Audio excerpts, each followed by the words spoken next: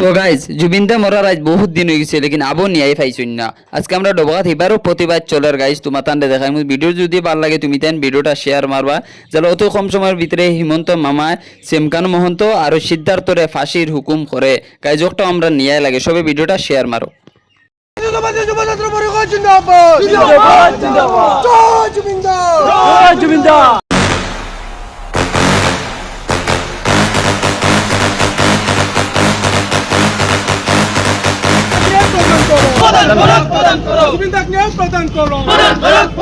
সন্তান সিদ্ধার্থক ফাঁসি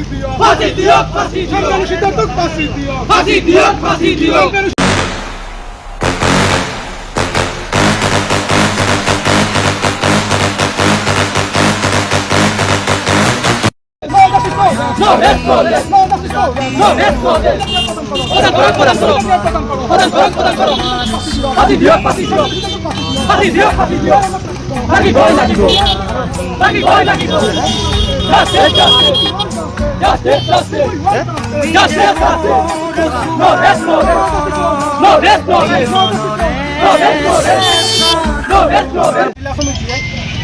আমার